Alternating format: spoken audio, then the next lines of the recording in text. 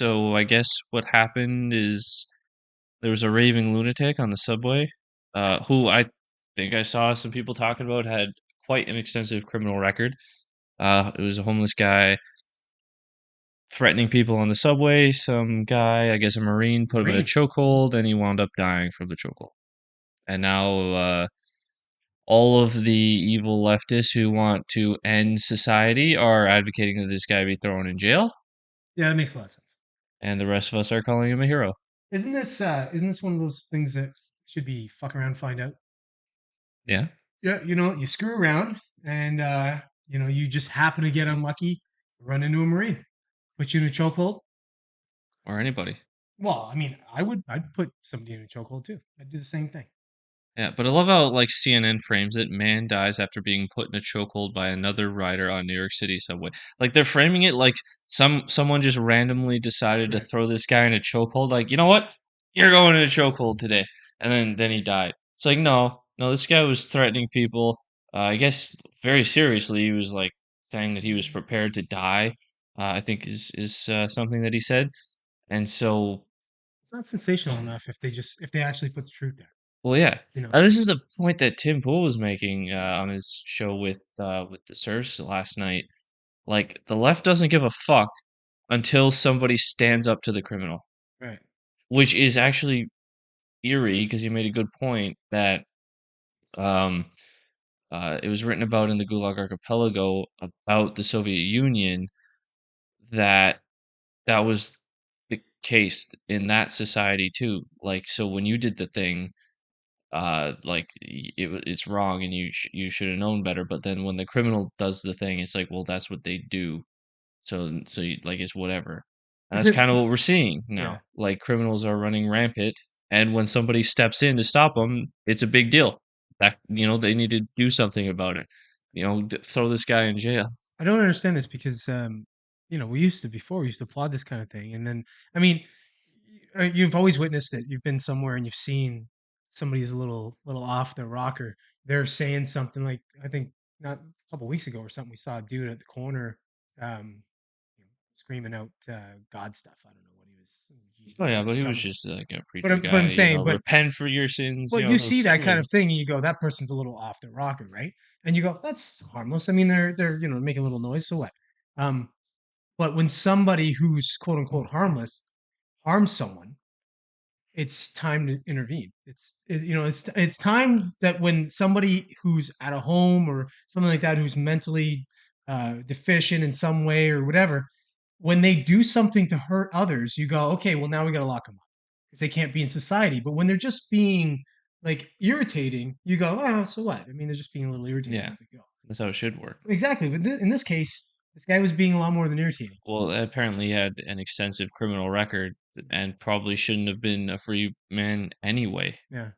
Like, so this at all levels, it's a failure of the justice system. And then, of course, when someone steps in and does the right thing, this guy did the right thing. Yeah. Um, it's a big deal. Look where it is, though, of course. Well, yeah, it's in New York. Like, I mean, anybody these who's are these are people that just hate society. I feel sorry They for want to watch the people. world burn. I feel sorry for people that live in these big cities like this because they're stuck to Are some they though? degree. Well, I mean, It's expensive to live in but I New York mean, but City. okay. So imagine you've gone to school, you've gotten a job, in your field, and you have to live or close to or work in New York or whatever, right? And you're making good money in New York, and that's what you want to do. So you're going to tolerate the bullshit of New York because you have to be there, right? So it's like, yeah, when I say that you have to, of course you don't. You always have a I don't think choice that's not to, most but people though. I think there are a lot of people in New York that are just bitches, stuck to the idea yeah, of what it is to be in that kind of city, sure, and who they're not making good money. They're maybe but I don't making feel sorry for ends those meet. people. Yeah, exactly. I think that's the majority of people But I are mean, like that. maybe somebody like this, dude, ex-marine and stuff. Maybe he lives there because he's Oh, kind of sure. forced to in some way, you know. And then he does a good thing. I mean, yeah, it's a bad result. Nobody wants somebody to die. It'd be an interesting twist if this guy voted Democrat. Yeah, that would be an 'Cause then interesting I'd be like, "Oh, okay. you got what you voted for. Well, that's yeah, you voted for you to go to jail for doing that. Okay." Yeah. It's sad though in that regard too because people a lot of people I think vote Democrat because They don't know fuck all about anything, right, they and don't know necessarily someone knocks on their door and says, "Vote Democrat," and they're like, "Oh, okay." well, I mean, or maybe they think that it's still the party of the 80s and 90s Yeah, type because thing, they don't know, yeah. you know. And they're maybe they're just a liberal person and they're like, I can't vote conservative, I can't vote Because they just buy Republican. into the like, they have a very surface level understanding of the political system, so they just buy into the propaganda Yeah. of everything, and so they vote for the party that they're told to. It used to be before it was funny.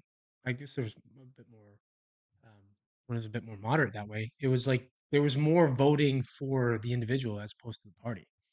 But now it's like you got to stay on party lines. You got to vote. Can't vote for Republicans because Donald Trump, and and they're just Yeah. evil. The Republicans are evil now, and oh, Which I think is like, they want to save what babies and stuff. what's it called?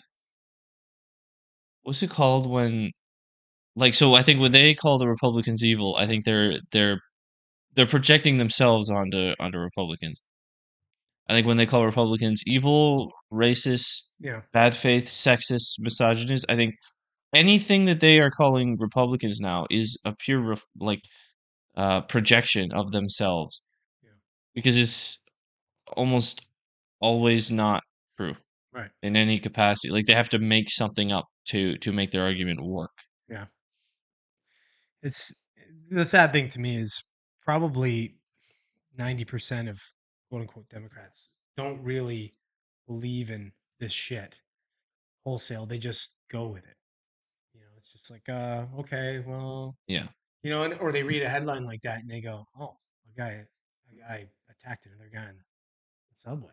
they read a headline like this and they assume someone just Well, randomly that's what did I that. mean. Yeah, like It's like, go talk to the woman who got punched in the face by this guy. yeah. Go talk to the other people on the subway and see what they say. I'll bet you Yeah. they've got a whole different story about what this dude did. I mean, yeah, but every week we could talk about three of these Mhm. types of things. Not exactly obviously this thing, but three of these types of bullshit things where now I guess it's gonna be Bragg there, right? That's gonna be the DA that Oh, I don't investigates. know. I'm guessing it'd be or his office is gonna do the investigating. That ought to go well. I mean, guy's a tool bag. They're gonna charge this guy with murder. It's like I don't this. know if they will. I People think they'll try and sensationalize this a lot and try and use it politically, but I don't think they're gonna try. people have to get out of cities. I think is the bottom line brass tacks of all of this. Yeah.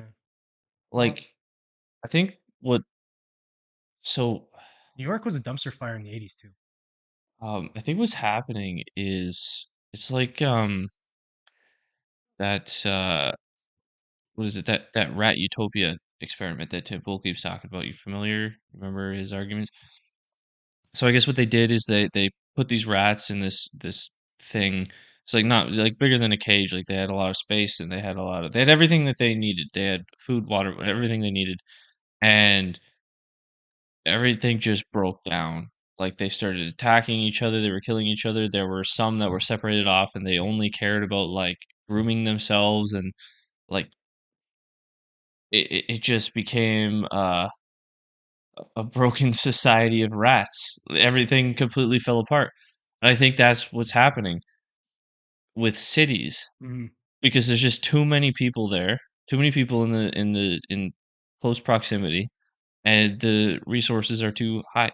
There's not like there's just I think all of that's culminating and causing people to just go nuts, literally go insane. Yeah. So Yeah. yeah, I don't I think it's a would healthy way to live. I would agree with that. And again, we talk about things being cyclical. I think it's the cycle. Like I said, in the '80s, it was a dumpster fire in New York. We're like 40 years later, probably two cycles of two generational cycles back to dumpster fire. You know? So, uh, I hope this guy doesn't. Yeah, I hope he doesn't have to deal with any bullshit. I hope they just go, okay, enough's enough, and they just give him they give him this bullshit PR, and and they move on. But we'll have to see.